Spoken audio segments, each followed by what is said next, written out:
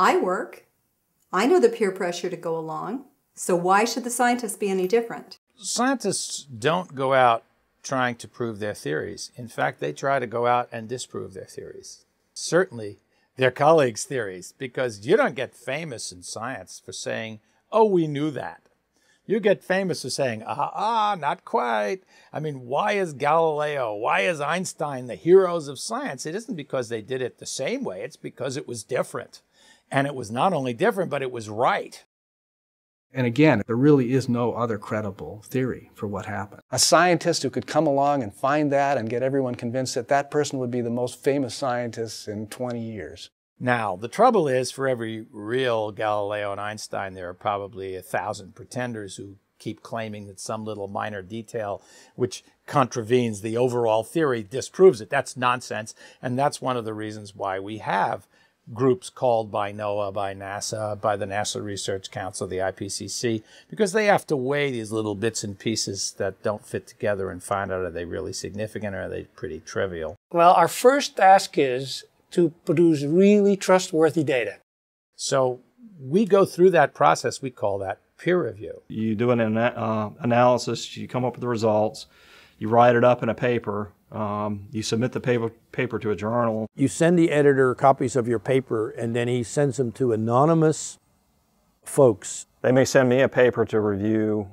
The author doesn't know who I am, so I can be a lot more candid in my comments. Well, basically it's self-policing. It's self-policing because the community sets standards for what it considers worthy, and there's a lot of time gone into evaluating one another. I'll do reviews, I'll sit on panels doing reviews, I'll sit on committees. I've had papers go through 25 cycles before it's done and published. I don't object to that. I mean, this is exactly what I want to do and what I chose to do. Well, that's a part of that give and take to be sure that what's there is the best we can say and it's grounded well in our knowledge base. It's not a necessary evil, it is necessary. Now, peer review is not a truth machine. Peer review would have knocked Galileo out, but 90% of the time it's going to get rid of pretty bad science. Some people will attempt to criticize the scientific community, that we're trying to address one political party or, one political view. But it's up to us to do science for science's sake and to provide decision makers with quality information that's free of influence from the outside.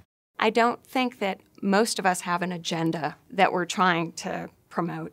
And I think if you did, you'd be called on it in this peer review process. One of our senators, who should remain nameless, accused me of being a voice for one of those, quote, liberal foundations that he named, and I've never received a penny from them. And that's tragic, that we have to find ulterior motives for our behavior, and that's why it's hard for scientists to sometimes move across that barrier, because they're worried that somebody will assign that ulterior motive to them when in fact it's their heart speaking. But this false charge that I hear that, well, scientists are only out there saying that everything is so bad in order to get research funding, that doesn't pass the laugh test. Because if we were clever and we wanted to be funded, what we tell people is that we don't know enough to say anything. And therefore you have to fund us to find out.